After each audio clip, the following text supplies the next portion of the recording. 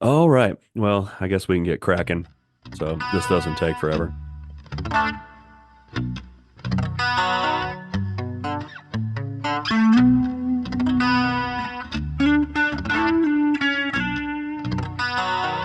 All right. Welcome back to the podcast. This is episode number 2. I am Nathan. I'm Markese. That you are. Hey, Marquise, did you know we have a special guest today? No, I did It not know that. it's you. Oh, yes, it is. So I am glad special to be you here. didn't even know.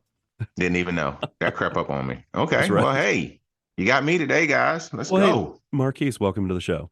Glad to have you Thank you. here. Mhm. Absolutely. So we're just gonna get into it here. As we said last week, the this episode and the next one, we are going to be interviewing each other to kind of give everyone an idea of what some of the format's going to look like, or sound like, I should say. And yeah, plus it'll give our listeners a little more insight into who we are as individuals and some of our journeys, both musical and otherwise. So I think we're just going to get right into it, sir. Are you ready? I am. That Okay, I am. buckle up.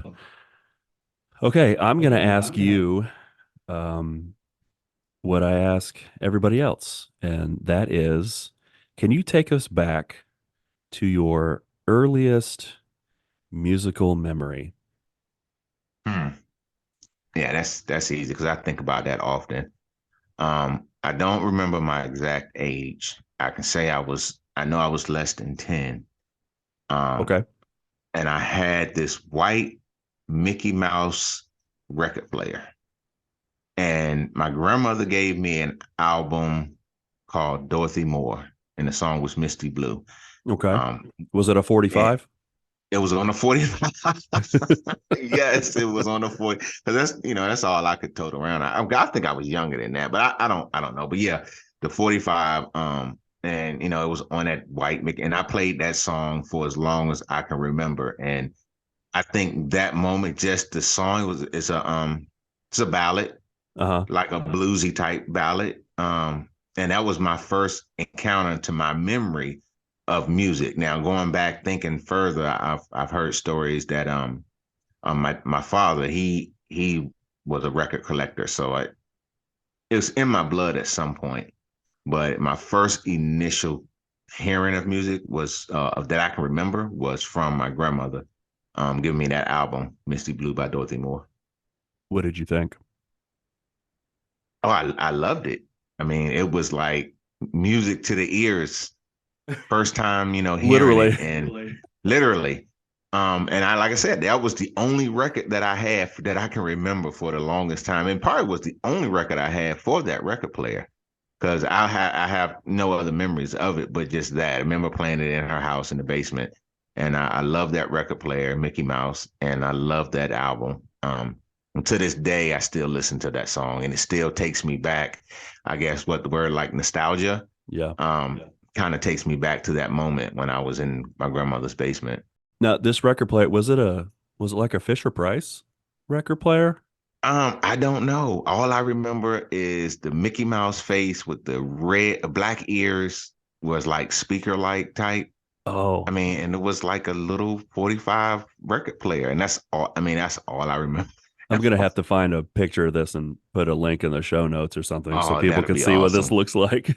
That would be awesome. My sister and I had a Fisher Price record player. Now, I don't think it didn't play real records. It was one of those that the record, air quotes, had like little notches on it, and it would kind Hmm. of play like a music box does.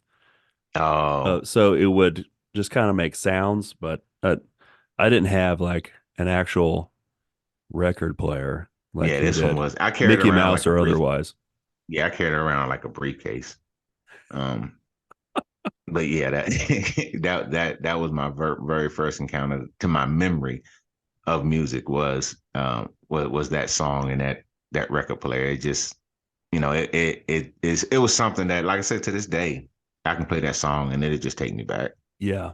Yeah, you can it's almost like you can hear this the sounds going on around you. You could smell the smells. You could you almost look through your 10-year-old eyes in your memory. It's kind of interesting how that happens. And I'm sure Um, I have that 45, not that one particular, but I went and purchased it a while back, and I'm sure I have that 45 in my album crate somewhere. that's cool. You get that record, you hear that song, you have that connection with your grandmother. What happens next? What's the next musical milestone? I was just getting ready to lead to that. Oh I yeah. went from that Mickey Mouse record player to the boombox What with the year was tape this? decks. This was probably, I would say, 80s at this point. Um, I would say mid 80s, 90s, right when um, rap's just starting to get big with Yeah, Will Smith, Fresh Prince, Jazzy Jeff, Eric all B, of those, Eric B, KRS-One, Pup. That's when that age was Big Daddy starting. Kane. All of that, yeah, Juice Crew, all of them. So that's probably the next big moment that really turned it around. Now, keep in mind, within those time frames, I also dabbled with learning to play instruments, which I never kept up. If you believe it or not, I did try to go to violin classes. Come on, am I really going to do this? Cello, violin, no. But I remember how we learned. We had to use egg cartons and put it on our chin and our shoulder, Uh-huh. and we had to keep it there. Before we even can use a violin. Right. That's the way I learned. And then Get the also, well, posture right. yes, oh my God, I'm looking like a bonehead. I'm like, no, this is not for me, man. Yeah. I want, because I like the sound. I think the sounds really drew me into, I Uh-huh. want to do this because I like how maybe I saw somebody playing a violin. I don't know why, Yeah. but the next instrument was the saxophone. Okay. Um, and same thing, it was interesting, but found out that not quite. I kind of learned that a little bit better than the violin. But still, I like listening to it more than I like playing it. So then I picked up, I think probably that's now let's jump to Jazzy Jeff, because that's when the next after, I realized I couldn't actually wasn't interested in playing instruments, but I love sound. Okay. Jazzy Jeff introduced me to DJing. And Yeah. that's where the era comes with, I used to start putting two tape decks together and, stop and play, pause, edit, doing all that stuff with a tape. So Right. I really started back then. I messed up my mom's record player. Yeah, I was gonna Um, ask how many records you scratched up oh, or a lot. record players you broke. I learned the difference between a needle from a record player and a stylus from a R- turntable. Right. I learned that because my mom used to always play music Saturday mornings. We cleaning up always. It was like Yeah. a ritual in the house. You have to do that, and she's playing music. So back then she'd throw on the album, but you know I'm trying to scratch on it, and in my nightlife in the house, I'm trying to scratch on it, and so she goes to play her albums on Saturday, and the needle just bouncing across. Marquise. So I I learned could early see it. you can't scratch on record player needles. You can't do that. So, Right. but that's my history. I mean, that's what how I fell in love with music. Going from that to that stage, and now we here with the boombox carrying it to the park. Everywhere I went, I had my radio. Sitting on top of it. I went through that phase too. Yeah. Yeah. Um, so then after that, I kind of gradually moved up to when I think I was in high school. I bought my first turntables before I went to college. I think I was either my junior or senior year. I bought my first turntables out of my own pocket from working over the summer. Wanted to be Jazzy Jeff, wanted to be Pete Rock, Yeah. um, Cash Money, all of these DJs that I used to, back then it was VHS tapes. So Right. we used to have those DJ battles. mixtapes on VHS, and I used to watch them, and I always wanted to, do that. One of my favorite movies, Juice, not because of the movie, just because of the DJ scene. I love Yeah. That's one of my favorite scenes in the movie is the Juice bar. So that, and so from there, just progressed on.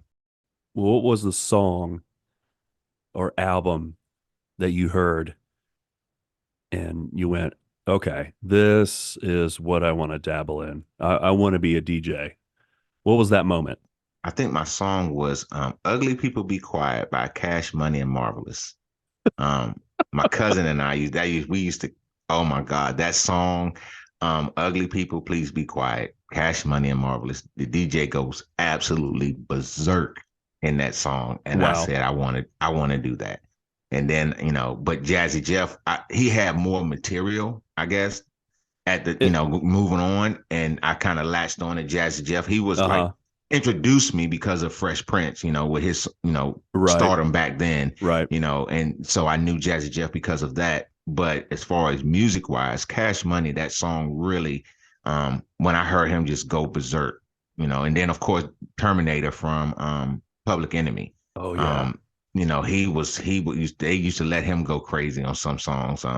And I loved it when the artist used to give the DJ a song to just, Uh-huh. let it out, just go Yep. crazy. So that was back in that era. So that I really wanted to be a part of that and learn those things. And I kind of taught myself, like, when most of your friends would go to the park or, go to the movies, I was in my house learning how to scratch and blend and do all of that. That was my release, as far as, That's so people cool. going out and doing stuff. That's what I did. And that's how I learned back. I started it, like I said, early as my 11th grade when I got my first set of turntables. Yeah. Yeah. You mentioned how artists used to showcase their DJs on a song or two on an album.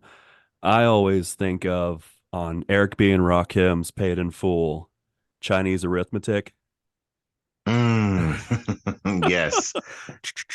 That's another one. That's another one. It's just the sounds. Yep. Yeah, the Yep. sounds that they make, and they doing it with a turntable. And I'm like, and I'm like, And man, I can do that. It's with your it, hands. and the amazing thing is the people who were doing this back then, I mean, obviously this is pre-internet, pre-YouTube.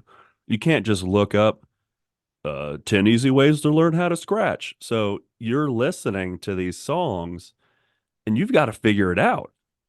Mm-hmm. You're like, okay, like how how's he fading? What's he doing with, I mean, I don't know a lot of DJ terms, but with the knobs and all that Oh kind yeah, of stuff. like, And yeah, the and how you figure out where, like how far you need to move the record mm-hmm. and all that. Like you just have And to you know how you just I have to would figure that out. I learned that, like, again, that goes back to where, like you said, we didn't have the technology we had. Oh man, I wish we had the technology we have now back then. It would have been Oh so my much gosh. easier. I used to either have the VHS tape, and Uh-huh. we didn't, of course. Now we got zoom in and zoom out and scan this way. But back then, you got what you saw was what you saw.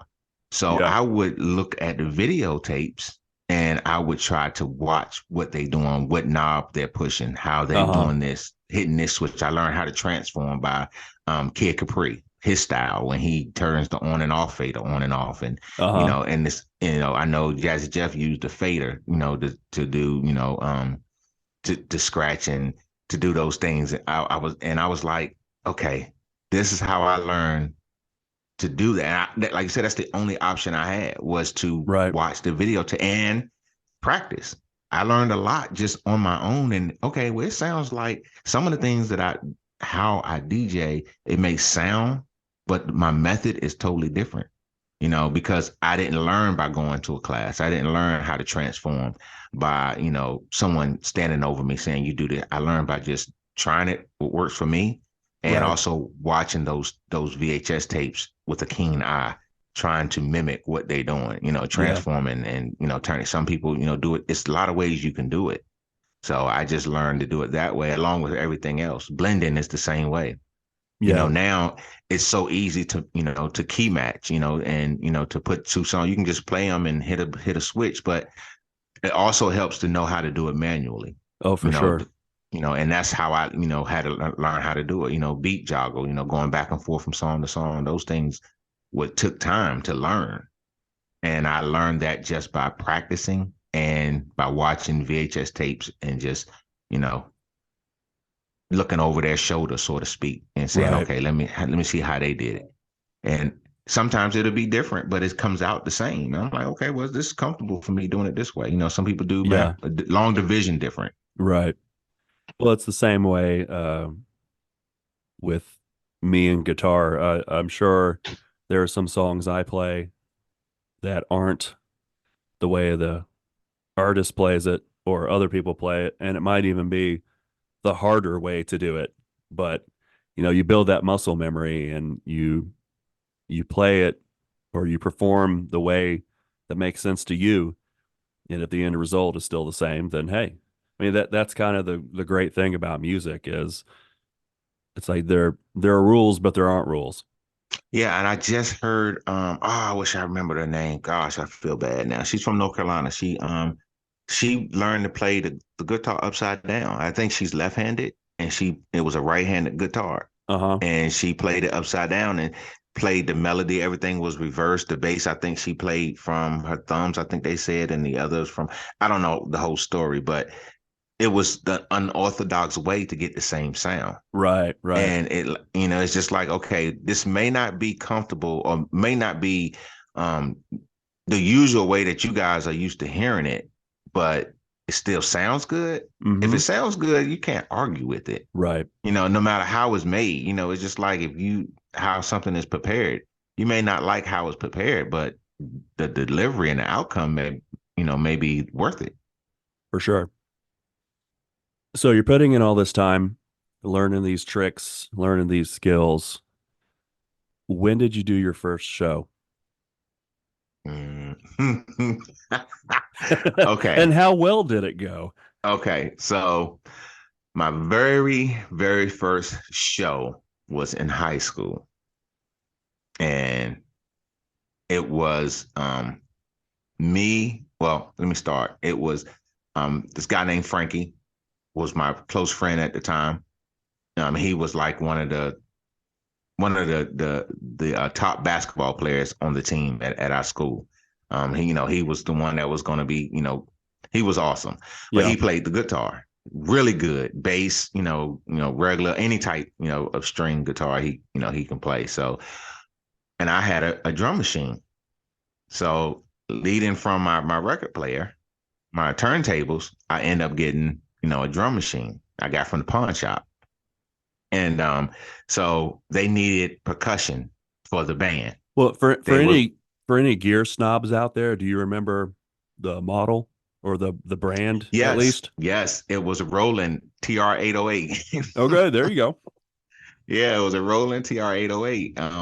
And that was it. It was not like the ones now where you can program it to be whatever. And Right. it was just a basic TR-808 with drums.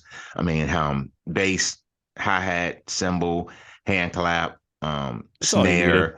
Yeah, just those, and a little few other, switches in between. But they needed percussion. So I had bongos on there and, all that stuff. So he said, "Hey man, we doing this show. Um, we've been, we've been looking for it to have some extra, percussion. We got a drummer. I'm playing guitar. We got a lead singer, and we're like, come on and practice with us." So without asking anything, because I'm excited, I'm about to be a part of a band. I didn't care. So I said, yeah. So I go over. We start rehearsing. First song is Prince. Oh wow. So and then, well, no, Shooting oh, for the oh wow. stars. Yeah, but then I noticed that we were a Prince cover band. Mm. Uh, I didn't know how to think of that. I like Prince. Did I'm it in the have a name? band. I don't remember the name. I don't think we got that far. We'll May call have it been a Purple name. Rain. It may have been a name before I came, but I don't know. Um, I'm just thinking of, you know what? Let's just go. So where was I? Because it's Prince. okay. So Prince. so here's the, we're rehearsing. So finally I get to, we after we rehearse and everything. I think we rehearsed like 2 or 3 times. Um, but I didn't even ask. I remember not even asking where we were performing. I just wanted to be a part of the band. So one day, for whatever reason, I was like, so when am I meeting you guys at? And we are performing at the prom. We're doing prom for the deaf and blind school. No. So I'm about 3, 4 practices in now. I can't.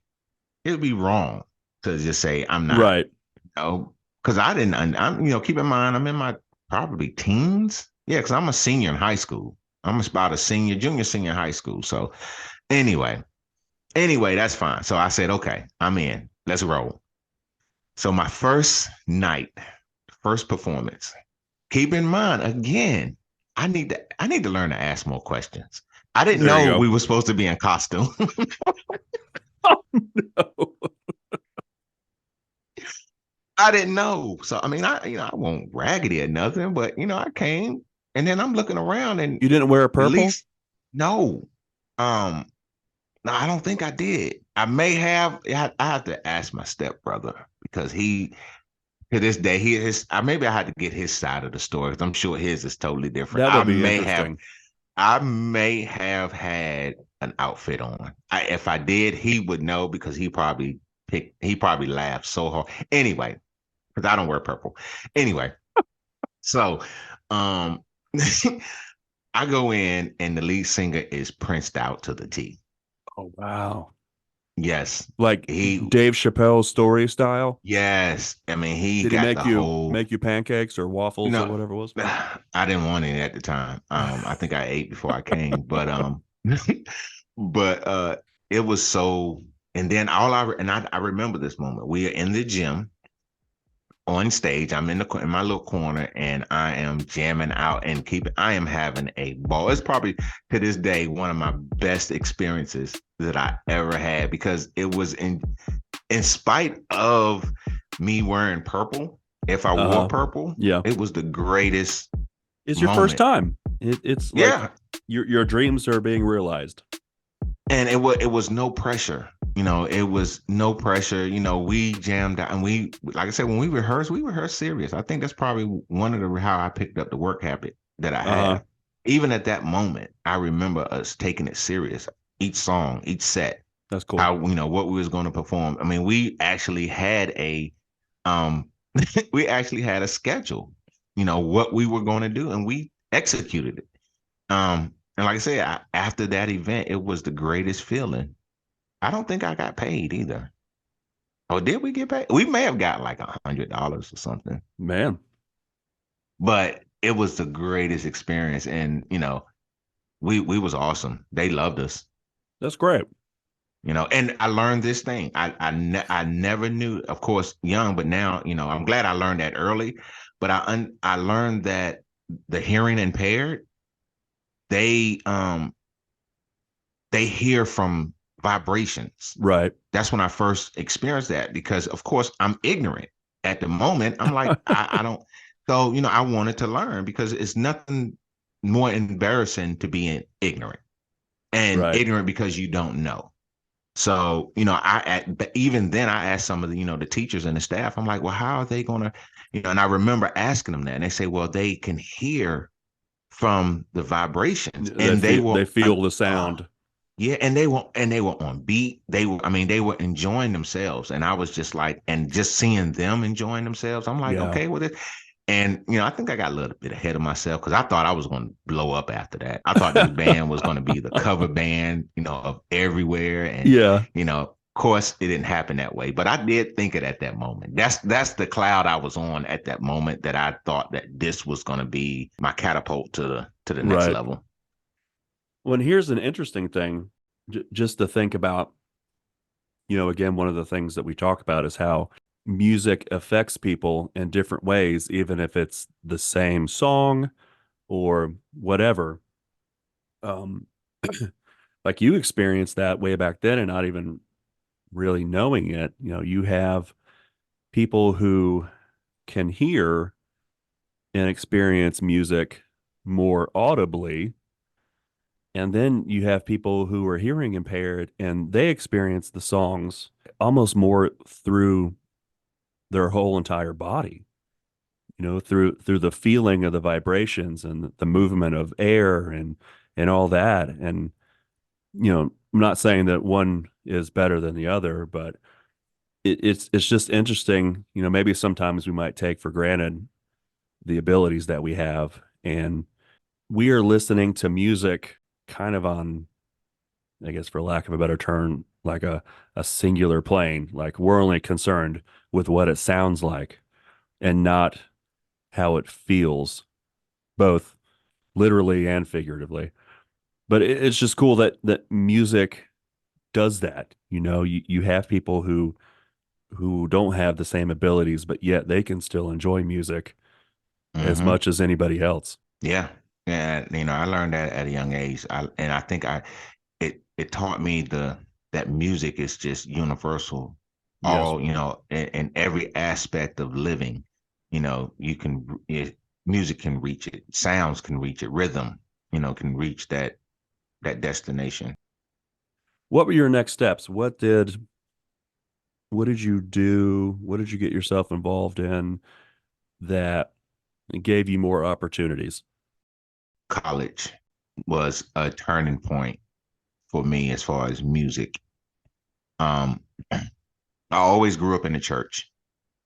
I was one of those kids that whenever my church was open, whether it was service or not, I was there.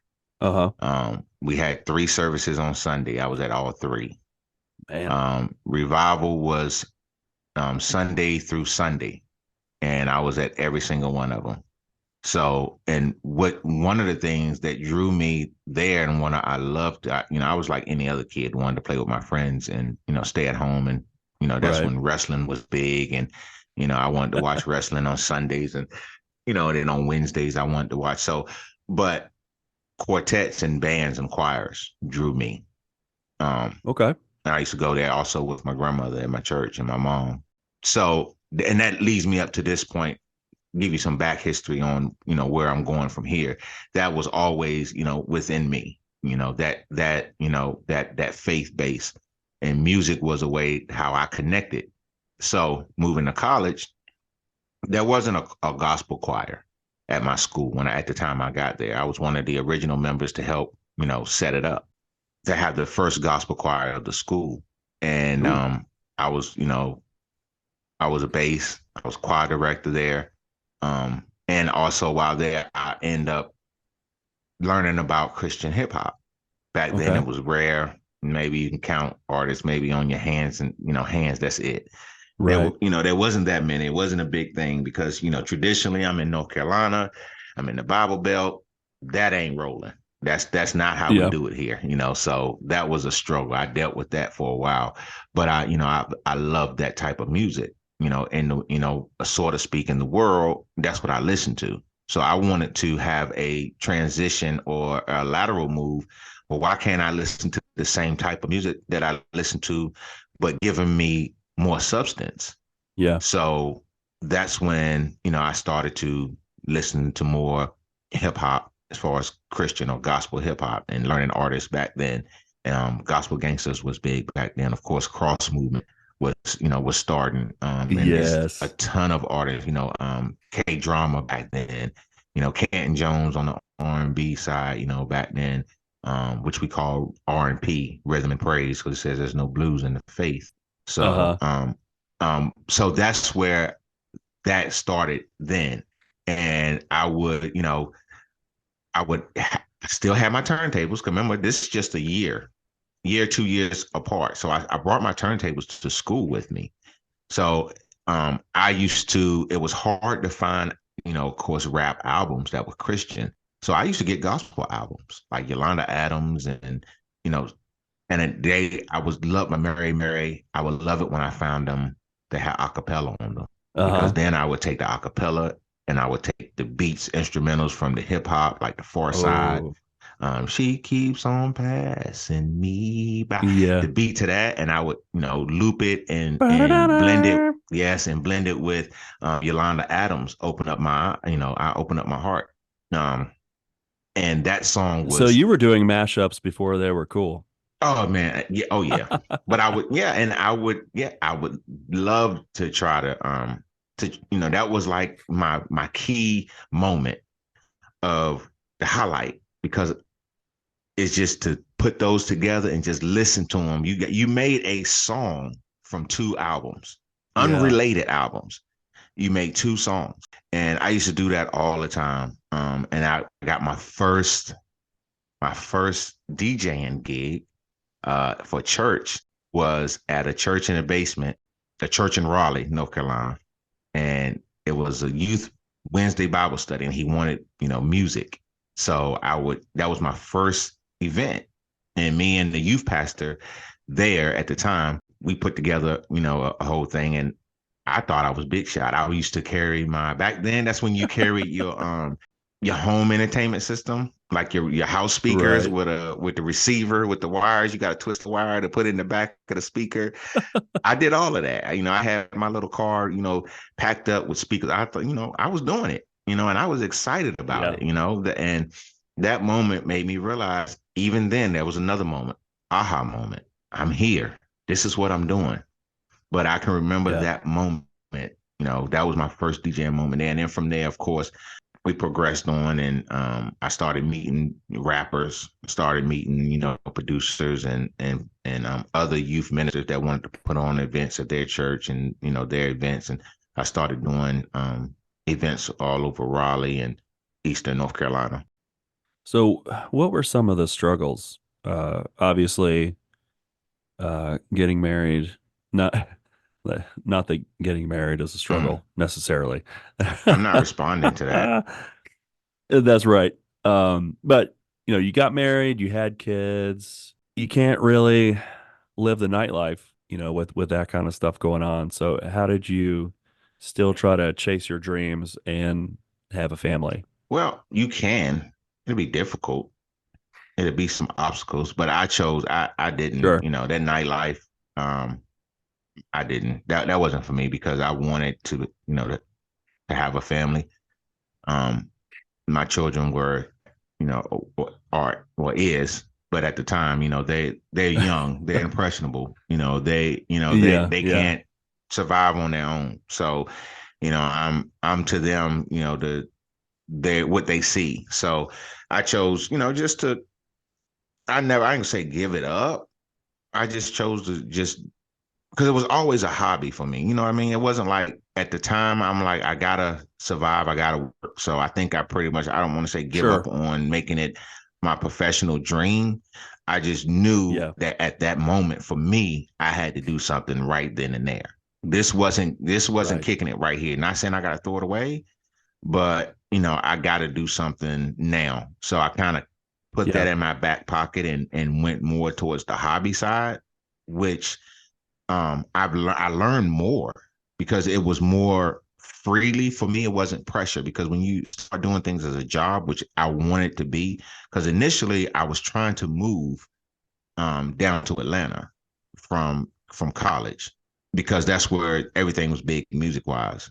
definitely. And then I started. Speaking of marriage, I was DJing 1998 Halloween, Oxford, North Carolina, at the Armory, and Oh in boy. walks my wife. And at that, my dreams from DJing in Atlanta went bye bye. Um, so Hopefully you don't that's hold that against her. no. It was a better move for Yeah, me for because I, I sure. don't I don't Definitely. know. Yeah, knowing me, yeah, this definitely was the better move. God knew what He was doing when he pushed her through that door. He knew what He was doing. So, but yeah, so at that moment, I just knew that doing music, you know, was going to be my hobby, so to Yeah, speak. yeah. But in that sense, I can add to it. It wasn't pressure now. So I can do what I want, how I want it to. Right. So again, I started meeting people. We formed an alliance with some of the rappers in the community and we would go around and do events and, had a little production team going on. It was, lifelong friends that I met. Some of the, a couple of the guys I still talk to this day. This is like early Yeah. 2000. And we still talk to this day. So I think everything is for a reason. They're more of a brotherhood now than it is, back then we was artists and DJ. Yeah. But we all love music. And the disappointment was through all of that, I don't think we really got the recognition and the point across and was taken serious as we wanted. Hmm. We would look at choirs and quartets coming in and people just, giving them whatever. And we're talking from a business point of view in ministry at this moment. Yeah. Because, you got to separate the two. But, if you're getting paid for something for your service, it's a business, Right. unless they just give it to you freely. Okay. If you're not charging for it. So we would look at what churches were paying, events were paying, and we would ask for our fee, and we either didn't get it or didn't get all of it. And then there comes the spiritual side of it. I've actually, one of my artists that I DJ for had his name taken off of the marquee outside of the church. He was going to be doing a youth event there. And his name was up there. And when they found out he was a Christian rapper, they took his name off. Now, keep in mind, you riding by showing your family, Yeah. my name, this is where I'm going to be. I'm going to be performing here. And then you ride by the next day and it's off. But you Oh still, man. and you're not doing the event anymore. Yeah. And this is a church. That's So, crazy. yeah. So, I mean, and, being told that what you're doing is devil music, that era came. Uh-huh. Um, and it just got so much to me at the moment to where I didn't want to do it anymore. And I think there was probably a 2-3 year stint to where I had placed my equipment up. I put it in closets. It wasn't visible to me. I just had enough. But here is the kicker. I always loved music. So I was always still downloading songs, Right. still making my own playlists. I was making music for myself. I wasn't making music for anybody. I didn't, wasn't taking on any events. I just didn't want to do it anymore. Anything, weddings, because it got to the point even weddings and functions like that got to be a hassle. No more Um, school proms. yeah, no more. No, definitely. No, I think I would have took. Well, never mind. Um, I wasn't asked. Put it like that. I wasn't Yeah, asked. there you go. But yeah. So I just felt like, all right, let me focus on me, family, and just do that. I didn't travel. I Yeah. went there. I have one time I had bought a Ford Ranger. Probably not a month in buying that Ranger, I drove it to Tennessee for a youth event. That was great, and I again, that's a moment to where I thought that it was going to transpire into something. But again, Yeah. I was lied to. I didn't get paid what I thought I was going to get paid there. So imagine that long road back. I got to tell my wife and my Oh family that the man. money that I was supposedly getting, I didn't get all of it. So I don't think people understood that people that was in my position, we got to go home to families and tell our families, hey, the money that we thought we was going to get, we didn't get.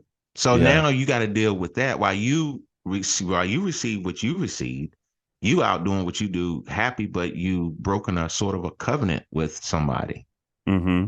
So that was more disappointing. That was probably out of all of the things, like disappointment wise, I really look back on that and wish that it could have went different.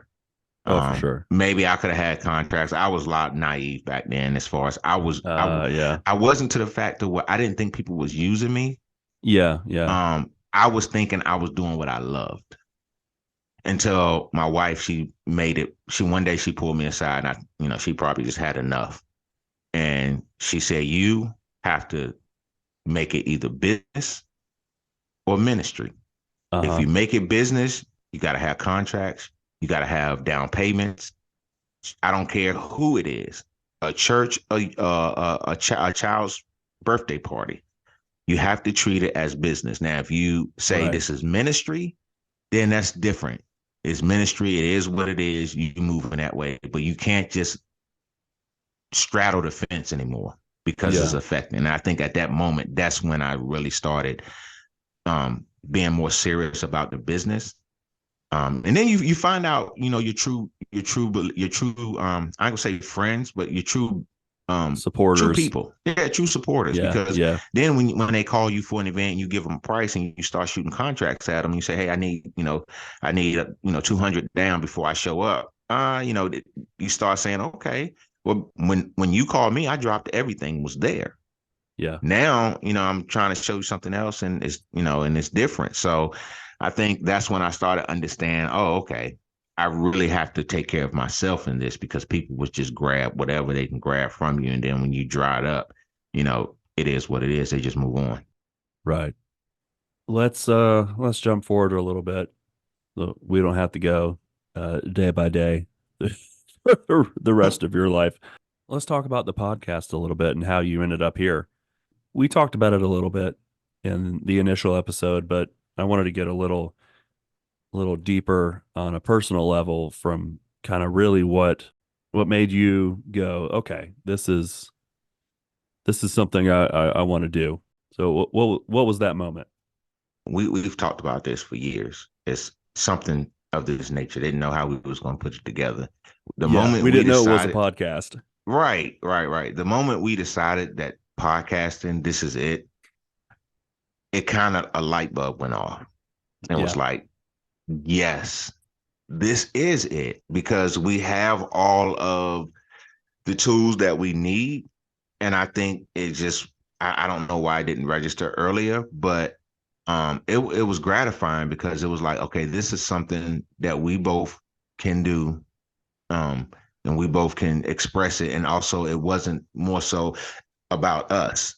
yeah, Again, definitely. this is probably it's probably going to be a rare moment when you or I will be talking about ourselves. Right, This is right. just a preliminary, the beginning of the relationship. You get to know me, I get to know you. So I was more excited about listening to other people's stories, because I think when you originally told me about it, you were like, hey, let's do a podcast, and we just interview people about their experience in music and get their stories. And I was in from that moment, from that part right there. And of course, over time, while we putting this together in last year, putting this together, we kind of built up more, and it was having more, I guess, body parts to the torso. Right. The arms, the legs, the head, toes, and all of that was coming together. And I was like, man, this is going to be something, because it's going to be more of, I'm just excited about hearing other people's journey. You Yeah. know, it's funny that you say that, because just today ran into somebody. I was waiting for my daughter to get out of school, and I ran into this guy, and we just started talking. He was telling me he's a biker. He's telling me that he's from a town of 12. And I was like, what, Oh, wow. 12%? He was like, no, 12 people. That's where he, grew up. He's older now. This is back then. He said, Uh-huh. people that box, he used to box. He boxed against De La Hoya back in the day. He said, De La Hoya beat him up. But long story short, um, it just reminded me of just people's stories, because his story Yeah. in Yeah. that like 5 minutes, 5 to 10 minutes that we talked, I was just listening, and his story, and I was like, this is what I want to talk about on the podcast. His Right. story was interesting to me, and nobody would ever know that this biker guy, he had the patches all over his jacket and everything. And he Wow. had he was a real biker guy, and we just hit it off.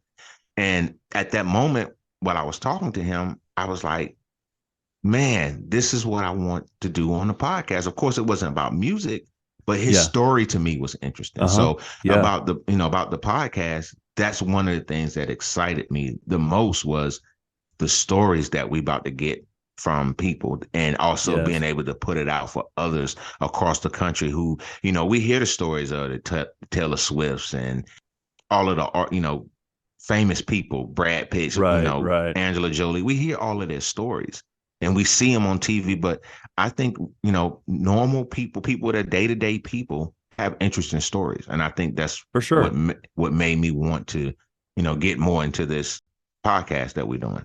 Hopefully this serves as encouragement to people when it can. Hopefully it serves as something where people can listen to it and go, oh, okay, I'm not the only one who's had that experience, or um, I I have similar memories with, like your story earlier, your grandmother kind of really kicking off your musical interests. Uh, I'm sure other people have that same tie in their lives, whether it's a grandmother, grandfather, their mom or dad or whatever. Like you said, on the weekends you're cleaning and your mom will put on some music. That memory is going to be there. So every time you're cleaning, I'm sure that comes to your mind every now and again. Like, oh, maybe you put on music I while you do. clean Absolutely. I because of do. that. I do. Yeah, I do. Yeah, absolutely. So this is all part of starting something that's when maybe I don't remember exactly if we said this in last week's episode or if it's something that hit the cutting room floor, but we've always wanted to do something musical, something that can make an impact and something that's bigger than ourselves, and hopefully people see that in our efforts. Yeah.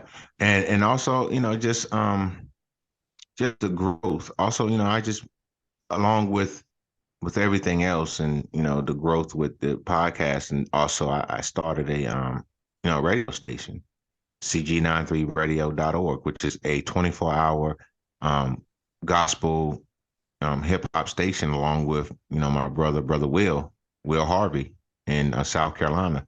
um we wanted a platform. He and I, same thing with you and myself. We've talked about doing, and we couldn't find the stations or get the music that we wanted to hear or other people wanted. So he came up with this, hey man, I want to get this radio station together, and I need your support. And I was like, I'm there, I'm on it. So with CG93 Radio, it's a platform that I have to express my music, and I added a rate my own show, which is Yeah. Sunday Service, and it's on YouTube.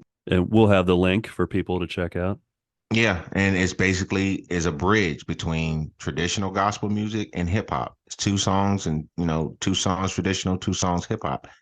But that's what I listen to. So Yeah. my cousin had told me one time and was like, asked me and said, why don't we do something? You play one gospel song and a gospel rap song just to introduce people together. And it hit me. I wanted to do two and two because I think it was relevant to do more. But it hit me, from her statement to my ears, it was more, this is what I want to do. This is where I am now with the podcast and doing what we're doing, and also with CG93 Radio and then Hmm. Sunday Service. I kind of made full circle from that little kid in that basement, trying to put something together with music, with Yeah. turntables and Yes. and the tape decks, and I kind of made it full circle to where I'm actually living my dream, and Yeah. and I'm proud of it. I feel like I got a long way to go, but when I look back, I stuck with it. Yep. If anything, I would say stick with it. There's going to be rough roads, but stick with it because I see the fruit from this. Look, it's more so look at me now for myself, Yeah. Yeah. to where I'm doing things now that I have control over. But it wasn't always that way. We went through the pains of my life to where I couldn't play the music or be recognized for what I was doing. Yeah. But now I have this platform to where I can speak it on here, and then I can show it on the radio station. So everything is full circle. Man, that's awesome. Well, I think that's a good place to end today's episode, my friend. Yeah. Hey, thanks for joining us today. Markese and I thank you. Absolutely. I'm Markese. We are ecospective guys. That's right. No, cut that out. We're not going to be that. Thank you guys for listening. Ecospective. I am Markese. And I'm Nathan, and we'll see you next time. Ecospective was recorded and produced in Mockingbird Studios. Brought to you by Markese Burke and Nathan Sieg, and in part by their respective families. We thank you all so much for pushing us to strive for excellence. And we thank you, the listener. Your support means everything.